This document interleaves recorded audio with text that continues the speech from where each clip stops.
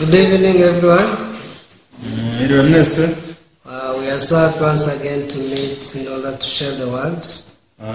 Twishimiye guhurira hamwe tukumva ijambo ry'Imana. Allow me to pray before we continue. Nyemere nsenge mbere yuko dukomeza. Dear Heavenly Father, we thank you. Data mu ijuru turagushimiye. We thank you for your care to give us the word daily. Tugushimiye uburyo cyo twitaho dujambo rya buri munsi. Tonight we are sharing the word. We pray that you may give us the grace to receive it as it is. Mugoroba tugiye gusangira ijambo ryawe twemere turyakire uko riri. I want to pray for all viewers to be able to put down their thoughts and receive your heart. Ndasengera abakurikiye bose kugira ngo babashe gushyira ibitekerezo byabo hasi bakije ijambo nk'uko riri. Many times we try to mix our thoughts with your word. Ahubwo tugerageza kuvanga ibitekerezo byacu n'ijambo ryawe. But Father, it's no longer the word of God, but just the mixture of Satan. Ariko niriba rikiri ijambo ry'Imana ahubwo rero uruvange rwa Satani. I pray that you may allow us to establish only your word in our lives. Senga rero kugira ngo twemere twimike ijambo rya gusoma imitima yacu. I pray all in the name of Jesus. Kandi nsenze byose nizeye mu izina rya Yesu. Amen. Tonight we are reading Galatians chapter 6.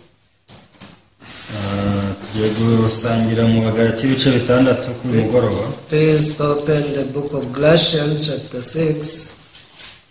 Murambure muri mu Bagalati ibice 6. Starting from verse 7. Turahera ku murongo wa 7. Galatians chapter 6 from verse 7. Abagalati ibice 6 tuhere ku murongo wa 7. Do not be deceived, God is not mocked, for whatever a man sows, that he will also reap. Imuyobe Imana ntinegurizwa izuru kuko ibyo umuntu abiba ari byo azasarura. For he who sows to his flesh will of the flesh reap corruption, but he who sows to the Spirit will of the Spirit reap everlasting life. Ubibira mu mubiri we muri uwo mubiri azasaruramo kubora, ariko ubibira umwuka muri uwo mwuka azasaruramo ubugingo buhoraho. And let us not grow weary while doing good, for in due season we shall reap if we do not lose heart. Twe gucogorera gukora neza kuko igihe nigisohora tuzasarura nitutagwisari. Therefore, as we have opportunity, let us do good to all, especially to those who are of the household of faith. Nuko rero tugirire bose neza uko tubonye uburyo, ariko cyane cyane ab'inzu y'abizera. See with what large letters I have written to you with my own hand. Murebe namwe uburyo mbandikishirije inyuguti nini n'ukwanjye kuboko. As men as desire to make a good showing in the flesh, this would compel you to be circumcised, only that they may not suffer persecution for the cross of Christ. Abashaka bose kwiha igikundiro ku by'umubiri nibo babahata gukebwa. Nta yindi mpamvu ibibateye keretse kugira ngo batarenganywa bazize umusaraba wa Kristo. For not even those who are circumcised keep the law, but they desire to have you circumcised that they may boast in your flesh. Ndetse abakebwe ubwabo nubwo badakomeza amategeko, nyamara bashaka ko mukebwa babone uko birata kubw'imibiri yanyu. But God forbid that I should boast except in the cross of our Lord Jesus Christ, by whom the world has been crucified to me and I to the world. Ariko njyeweho sinkiratana ikindi keretse umusaraba w'Umwami wacu Yesu Kristo, wanteye ko iby'isi bimbera nk'ibibambwe, nanjye nkabera iby'isi nk'ubambwe. Yes, we have read up to verse 14. Yeje ku murongo wa 14.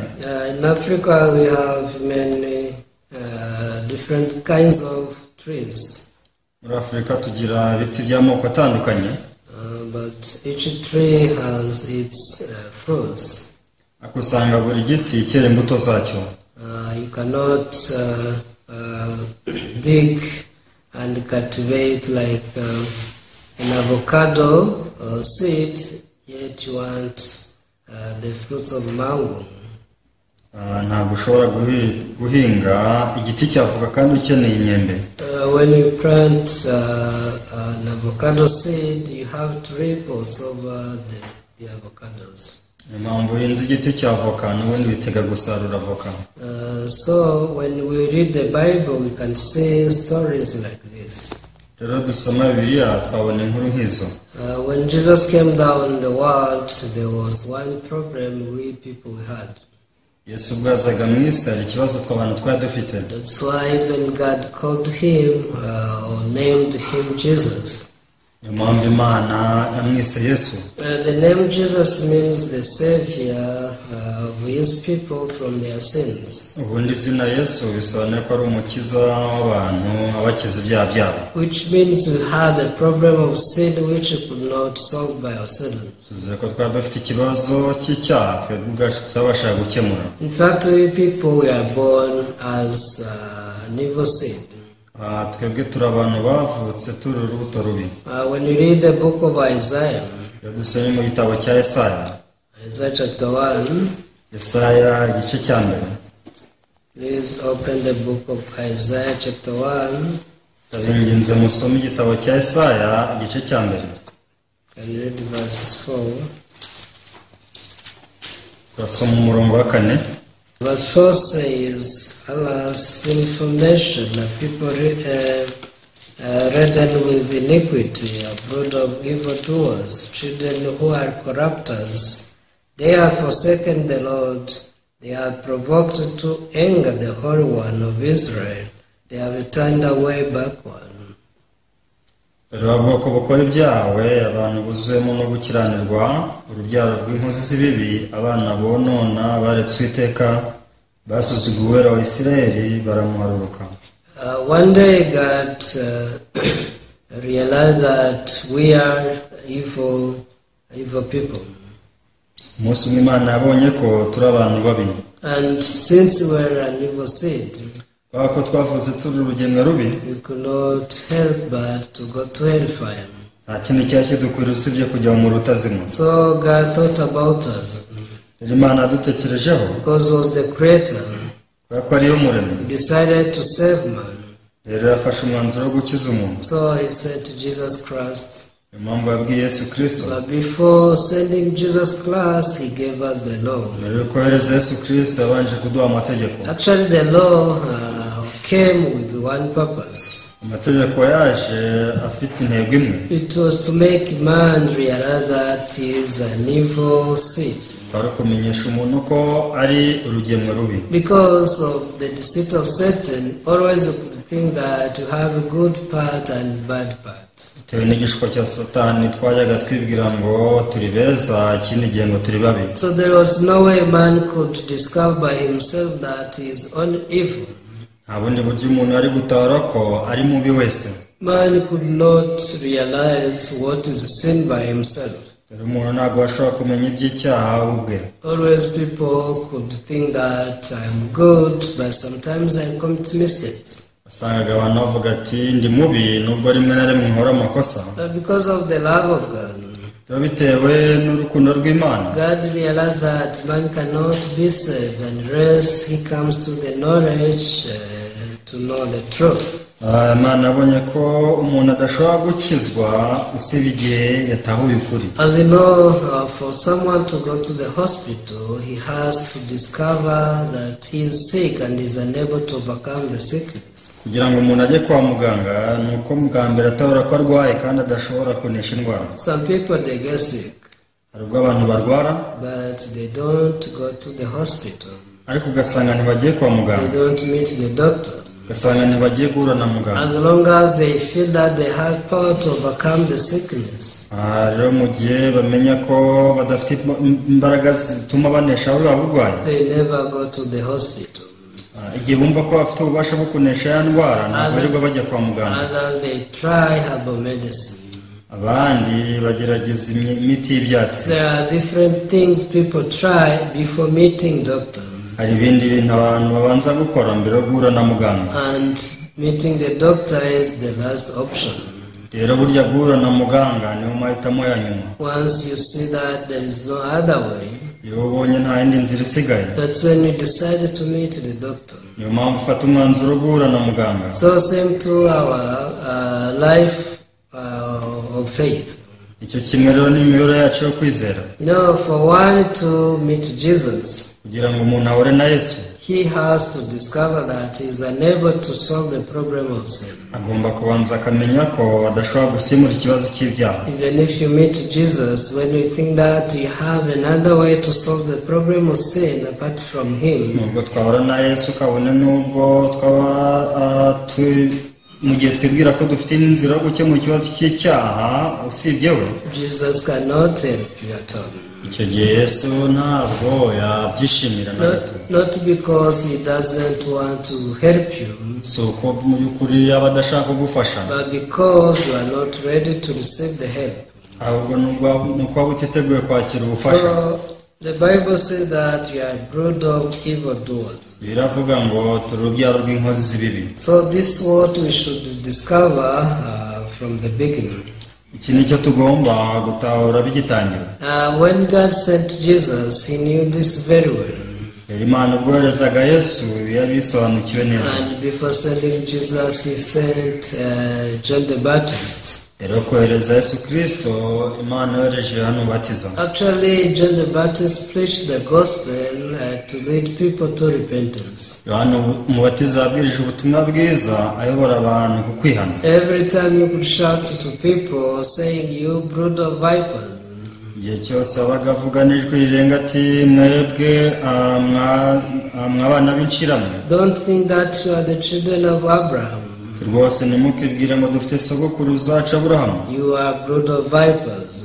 muri abana b'inshira. So man should acknowledge this true figure. rero umuntu icyo akeneye ni ukumenya iyo shusho ye. That's when he can benefit the name of Jesus. icyo gihe nibwo izina Yesu rishobora kumugirira akamaro. Jesus is the Savior. Yesu ni umukiza. He came to save us. yaje kudukiza. That's why he was named Jesus. niyo mpamvu yiswe Yesu. But why do people go to hellfire? ariko se ni kuki abantu bajya umuriro utazima? When you read the book of John chapter 8, iyo usomye mu gitabo cya Yohana ibice 8, here the Bible says why people go to hellfire though Jesus came to save them. ese kuki abantu bajya mu muriro utazima nubwo Yesu yaje kubakiza? Please open the book of John chapter 8. katurambura igitabo cya Yohana igice cya 8. Let's read verse 21. umurongo wa 21.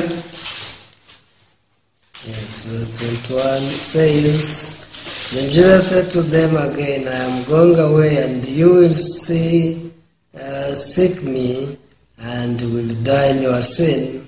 Where I go, you cannot come. Verse 21. uwa 21 uravuga ngo nuko yongera kubabwira ati ndagenda kandi muzanshaka nyamara muzapfana ibyaha byanyu, aho njya ntimubasha kujyayo. And verse 24, Therefore I said to you that you will die in your sins, for if you do not believe that I am He, you will die in your sin. icyo gitumye mbabwira yuko muzapfana ibyaha byanyu, kuko nimutizera ko ndiwe muzapfana ibyaha byanyu. So why do people die with their sin? ese kuki abantu bapfira mu byaha byabo? The problem is unbelief.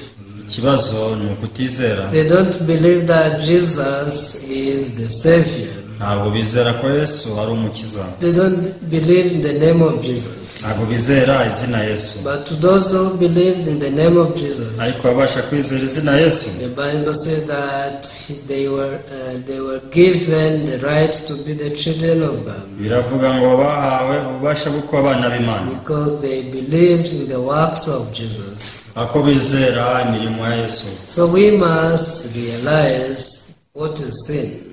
rero dukwiye kumenya icyaha icyo ari cyo. The sin which leads people to destruction is unbelief. rero icyaha kiyobora abantu kurimbuka ni ukutizera. It's not the fruits of a tree, ntabwo ari imbuto z'ibiti, because if a seed is a mango seed, also the fruits should be mangoes. Kwako niba urugemwe bateye ari urw'umwembe n'imbuto zeraho n'imyembe. So when you want to destroy mango, niba ushaka guca ya myembe, you should not just remove the fruits as mangoes. Ntabwo igisubizo ari uguhungura ya myembe yezeho. But you have to uproot the whole tree from the roots. Ahubwo ni ukurandurana igiti n'imizi yacyo. Because problem is a seed which was planted. Ku kibazo ni urugemwe rwatewe. Everyone, we are evil seed. Rero natwe turi urugemwe rubi. We are born as the sons of evil doers. Twabaye urubyaro rw'inkozi z'ibibi. So in order to receive salvation, kugira ngo twakire agakiza, it's not that we try to keep the law. Ntabwo ari uko dukwiye kugerageza kubahiriza amategeko. It's not that we try to do good. Soko dukwiye kugerageza gukora neza. But we have to accept our true figure. Ahubwo dukeneye kwakira ishusho y'ukuri. But some people, they confuse the works of the law and the grace of God. Ariko usanga abantu bitiranya imirimo y'amategeko n'ubuntu bw'Imana. Yes, God did not ask us to keep the law. Imana ntiyigeze dusaba kubahiriza amategeko. Because He knows that we are evil. Twakwira bizi neza ko turi babi. Yet the law is holy. Nyamara amategeko arera.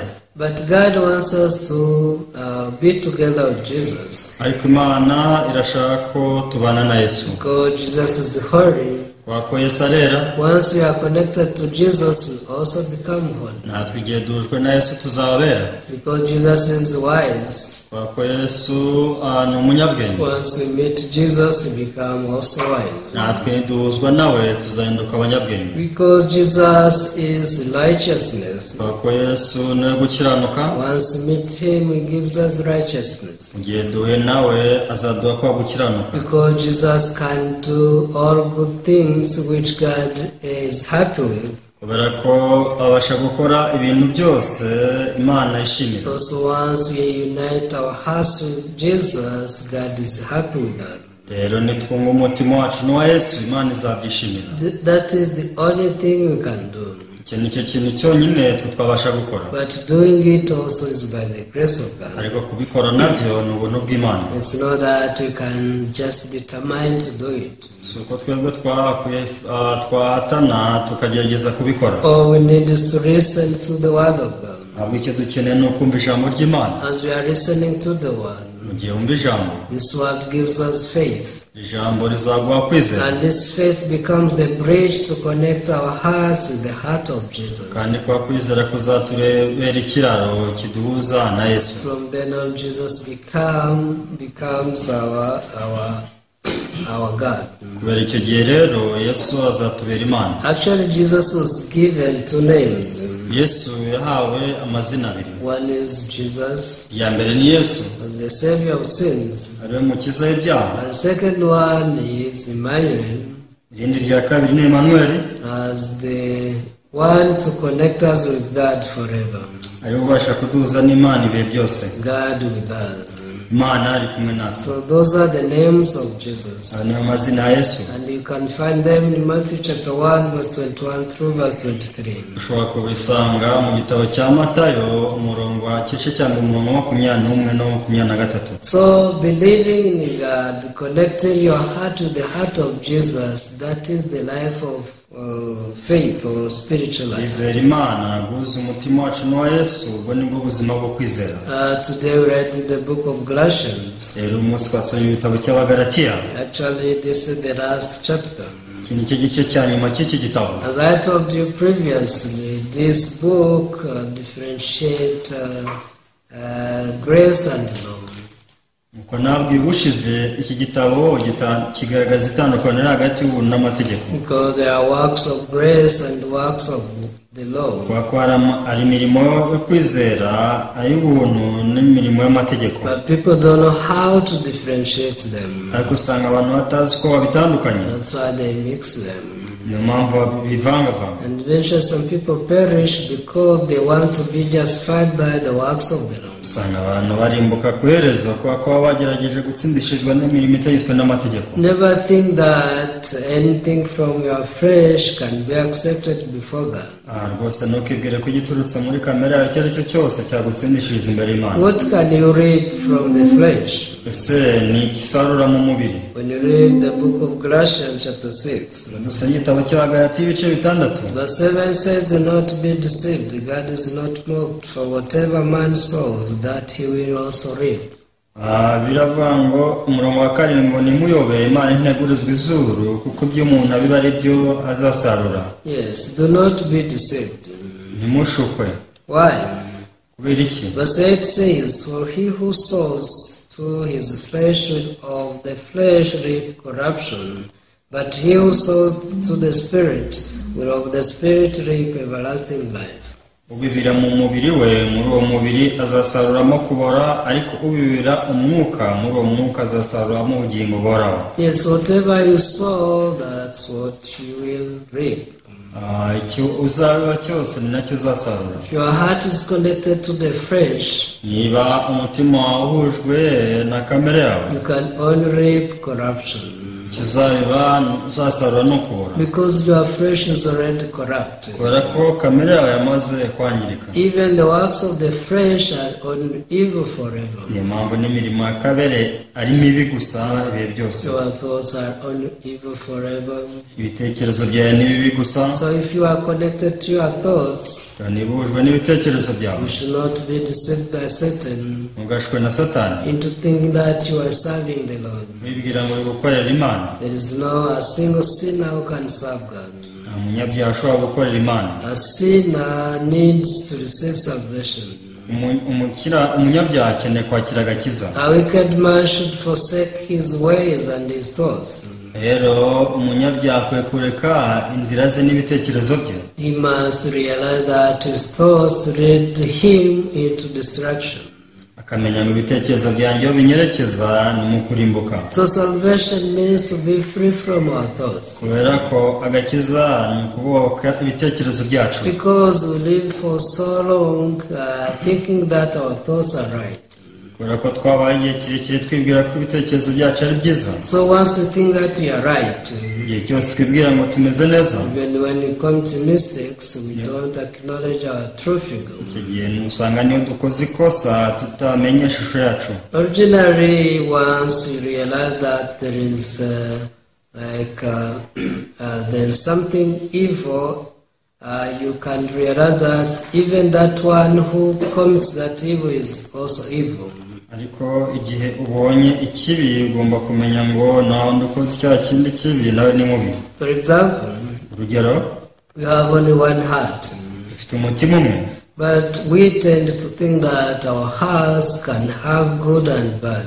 ariko igihe twibwira ngo umutima nubwo ari umwe, muri wo habamo icyiza n'ikibi. But think about it. Ariko bitekerezeho, If you have a tank full of water ufite ikigega cy'amazi, and the water is clean, amazi akaba asukuye, but you put a drop of maybe acid or something poisonous, ukaba washyiramo igitonyanga cy'uburozi, do you think that the water is still good, is still clean? ese koko urumva amazi azakomeza akaba ari meza? I don't think so. Ntabwo ariko mbyumva. Once water is like poisoned, kubera ko niba amazi aroze, you cannot say that half of the water is clean, but half of the water is unclean. wakongera guca urubanza avuga ngo igice kimwe cy'amazi ni cyiza, ikindi ni kibi. Because the container is one.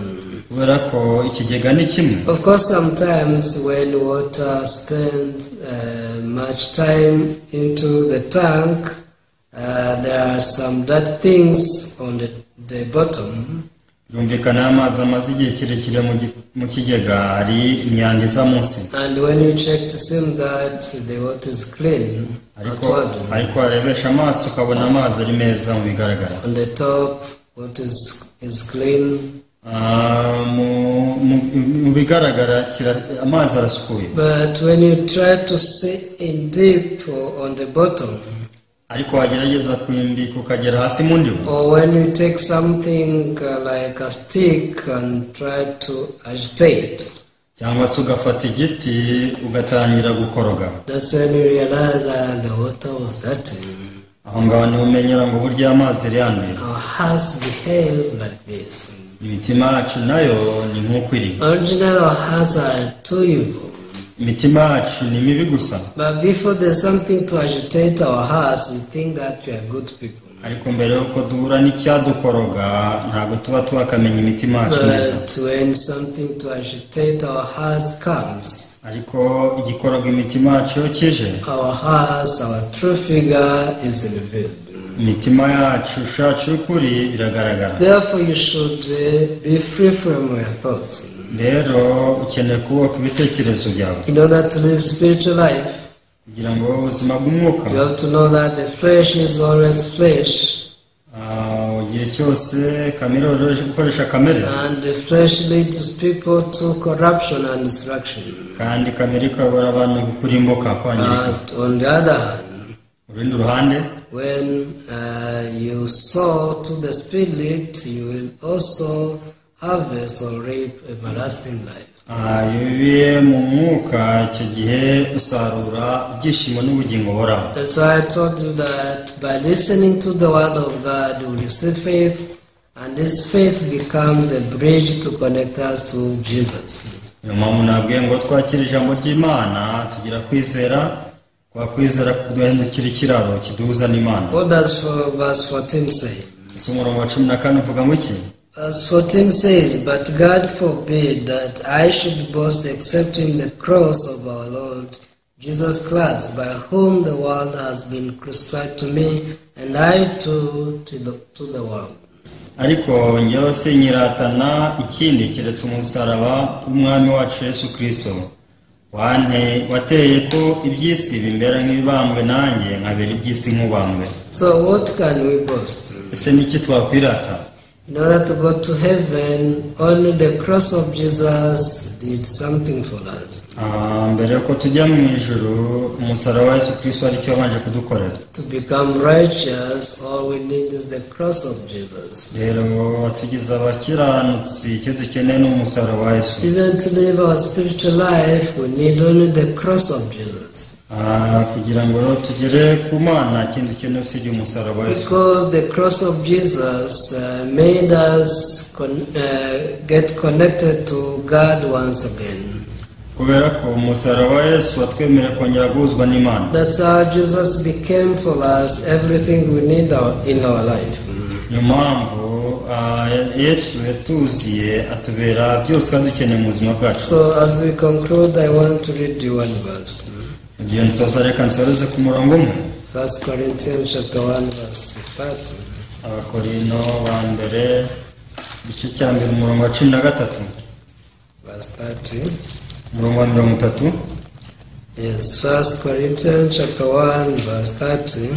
Abakorino ba mbere igice cya mbere umurongo wa 30. Here the Bible says, "But of him you are in Christ Jesus, who became for us wisdom from God, and righteousness, and sanctification, and redemption." niyo iba kuba muri Kristo Yesu waduhindukiye ubwenge buva ku Mana, no gukiranuka no kwezwa no gucungurwa. Everyone, these words are very important. iri jambo ni ingenzi. So Jesus became for us wisdom from God. biravuga ngo Yesu yaduhindukiye ubwenge buva ku Mana. When you read 2 Timothy chapter 3 verse 15, dusomye Timoteyo wa kabiri ibice 3 umurongo wa 15. the Bible says that through the word, through the scripture, we gain the wisdom, and through this wisdom we can receive salvation. biravuga ngo binyuze mu byanditswe byera tubona ubwenge, binyuze mu bwenge kaduhesha agakiza. In other words, in us there is no wisdom to give salvation. Andi magambo, muri twe nta bwenge tugira bwaduhesha agakiza. All wisdom to give salvation is in God. ubwenge bwaduhesha agakiza buva ku Mana, and God put that wisdom in Jesus, kandi Imana yashyize muri Yesu bwa bwenge nyine, and He's the one who gives us that right to be in Jesus, ngo ni uduhesha ububasha bwo kuba muri Kristo Yesu, so that we can receive and be partaker of His wisdom. kugira ngo tube abaragwa b'ubwo bwenge natwe. Some people, when they listen to the gospel, they are confused, rero banumva ubutumwa bwiza bagira urujijo, because they cannot understand how they are as righteous as Jesus, yet they still commit mistakes. kuko ntabwo bumva ukuntu bakiranuka nk'Imana kandi bakibona bakora amakosa. But if you think like this, ako bitekerejeho, it's because you are foolish. ni uko uri umupfapfa. In other words, you have never received the wisdom of God, mu yandi magambo ntabwo uramenya ubwenge bw'Imana, because you are so ignorant about the wisdom of God. kuko utaramenya ubwenge bw'Imana. You think that you are still a sinner Tekereza ko ukiri umunyabyaha, by just trusting your eyes, kwizera amaso yawe gusa, by just trusting your thoughts, kwizera ibitekerezo byawe, by just trusting your flesh. ngo kwizera kamere yawe. But what does the Bible say? ase n'iki birivuga? The Bible says that casts everyone who trusts in a man. biravangwa ngo umuntu wese wiringira undi. Yes, when you read Jeremiah chapter 17 verse 5, it says so.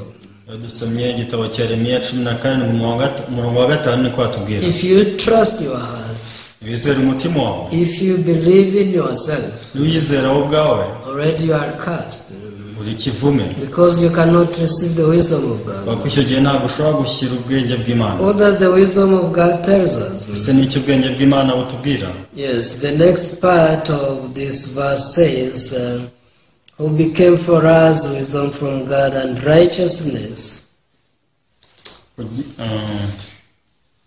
waduhindukiye ubwenge buva ku Mana no gukiranuka. Yes, Jesus became for us righteousness. Yesu yaduhindukiye gukiranuka, Yes, we don't have righteousness, ntako twagiraga. but Jesus became for us righteousness. Yesu aduhindukira gukiranuka, Righteousness from God. gukiranuka kuva ku Mana. Yes, though we don't have righteousness, rero nubwo nta gukiranuka tugira, but once we are connected with Jesus, nyamara iyo duhujwe na Yesu, Jesus becomes our righteousness. Yesu aduhindukira gukiranuka, And that righteousness is similar to the righteousness of God. kandi uko gukiranuka ntaho gutaniye no gukiranuka kw'Imana. Actually, it's not similar, but it's like copy-paste. uko niko kuri niko gukiranuka kw'Imana, Because we receive it from God. kuko twakwakire kuvuye ku Mana. Not only this, si byo gusa, when you keep reading this verse, it says, and sanctification. bivuga kwezwa. Yes, we were dirty. twari twanduye, We are not clean at all. ntabwo twari dusukuye abe namo, But one day Jesus shed his blood ariko umunsi umwe Yesu amena amaraso ye, and he sanctified us. hanyuma aratweza. Because of Jesus, bitewe na Yesu you can say that you are sanctified. navuga ko twejejwe. Some people, they think they need to sanctify themselves. abantu bajya bavuga ngo bakeneye kwiyeza, And you know the problem of such people? ariko si uzi ikibazo abantu nk'abo bagira, Until they die, no one is sanctified yet. kugeza bapfuye ntabwo bajya babona bera. They sanctify themselves every day. bahora biyeza buri munsi, But because they despise the wisdom of God, kuko ko basuzugura ubwenge bw'Imana, because they didn't receive that they are sanctified, and Jesus is sanctification for them. batabasha kwakira ko bejejwe Yesu abahindukiye kwezwa, They die with sin usanga bapfira mu byaha and they perish. bakarimbuka. Moreover, ikindi the Bible said that also He became for us redemption. biravuga ngo yaduhindukiye gucungurwa. What is redemption? gucungurwa ni iki? Redemption is the forgiveness of sins. imbabazi z'ibyaha. Yes, our iniquities, ububi bwacu, they are sins we commit every day as long as we are with this body. byadukora n'uyu munsi kuva dufite umubiri. Whether you want or not, always you cannot keep the law. wabyemera utabyemera ntabwo ushobora kubahiriza amategeko. And when you break the law, kandi iyo wishe itegeko, it's called iniquity. ibyo bihinduka ikizira kibi. Actually, you are supposed to be punished by the law. kigihe wari ukwiye guhanwa n'itegeko But Jesus became your redemption ariko Yesu yaje kugucungura so that your iniquities can be also forgiven. kugira ngo ibyaha byawe bibashe kubabarirwa. In brief, Jesus became for us salvation and redemption. andi magambo Yesu yaduhindukira agakiza, aduhindukira gucungurwa. He solved the problem of sin, which is original sin, yakemuye ikibazo cy'icyaha cy'inkomoko by paying his blood and his life. bwo kumena amaraso n'ubugingo bwe, And also he forgave our iniquities, kandi ahorwa gukiranirwa kwacu, which means he solved the problem of also our iniquities. yakemuye n'ikibazo cy'ibicumuro byacu. That's why we say that we don't have any sin. niyo mpamvu tuvuga ko nta cyaha dufite, We are righteous. turi abakiranutsi. So the reason why Jesus did all these things, impamvu Yesu yakoze ibyo byose, he wanted us to be one with God. yashaka ko tuba umwe n'Imana. So do not be deceived. ntabwo dukeneye gushukwa, You have to be connected to the heart of God. dukeneye guhuzwa n'umutima w'Imana. Once you are connected by faith with Jesus, igihe duhujwe kubwo kwizera na Yesu, you can tell but to reap everlasting life. nta kindi twasarura ubugingo buhoraho. You believe preaching the gospel to save people. tuzaba tubwiriza ubutumwa bwiza, You use your money and your time for the gospel. tuzakoresha umutima wawe n'igihe cyawe kubw'ubutumwa bwiza. You will not have time to do childish things. nta mwanya uzabona wo gupfusha ubusa. Some people, they think if they believe in the gospel, they can do many mistakes. abantu benshi bajya bireguza ngo baramutse bizeye ubutumwa bwiza bakora amakosa menshi. Yes, some people, they receive salvation and they return to believing their thoughts. yego kuko abantu bajya bakira ubutumwa bwiza bagasubira kwizera bizera ibitekerezo But you byabo, have to know that salvation means being free from our thoughts. ariko agakiza ni ukubohoka ibyaha byacu. Because whenever we follow our thoughts, you can be destroyed. ku gihe cyose dukurikira ibitekerezo byacu turarimbuka. When we are free from our thoughts, which have been telling us that we are sinners, iyo dukurikira ibitekerezo byacu byajya bitubwira ngo turi abanyabyaha, when we are free from them, iyo bibohotse you receive eternal life. wakira ubugingo buhoraho. That's when you can say that you are righteous.